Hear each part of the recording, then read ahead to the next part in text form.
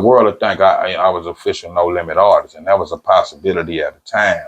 But with P having distribution with Priority, him and C-Lo having the connection, being two label heads, they was networking together while we was at the camp, you know, morphing our records, and just the right place at the right time. The Body Movement soundtrack was coming out.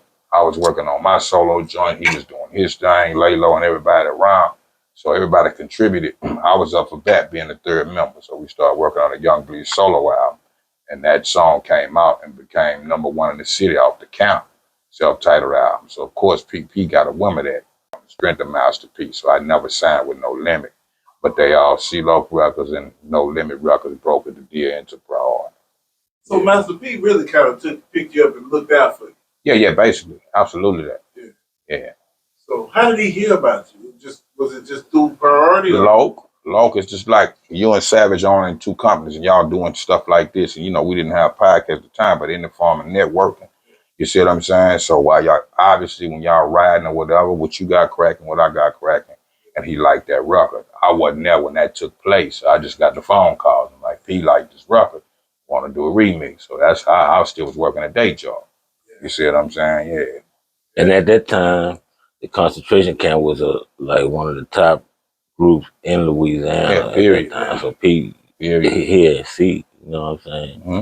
That's what I'm saying. Then they moved to Baton Rouge. So yeah, you know, and then, you know, even before, you know, all they beginnings, man, we, you know, in Louisiana, we used to be on the road at certain clubs together, you know, back then. So we always kind of knew what X was out there already in a way. Right. We used to be on the road with them already. Before anybody had a name, we was out there. And keep in mind, when P used to come to Baton Rouge at the time, they opened for us. Anybody that was somebody, you came to Baton Rouge, we was the headline and no place to that. From Twister to Too Short to Master P and No Limit. I remember those shows. Yeah, Cash Money too, because I mean, Baby and Flappy Man, when they wasn't all the bling bling, regular T-shirt, regular guys. So I've been cool with those guys. We've been cool with them really since like Big Boy Records, before Cash Money and No Limit. Yeah, Big Boy. We used to go to Big Boy. Mr. Biggs. Not if you're talking about Mr. Biggs out of Alabama, not him, but Fiend, Mystical, Tim Smooth was kind of a part of it. Precise, the producer, Black Menace, and the Ghetto Twins. Oh no, I remember when y'all remember when Mystical was on Big Boy? Yeah, he come off of Big Boy and took them. Mystical went from Big Boy to Jive, then Jive to No Limit.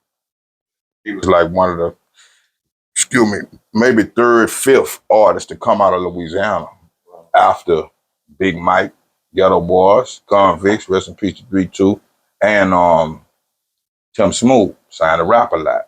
You know what I mean? Bust Down, because he went to Luke Skywalker record. So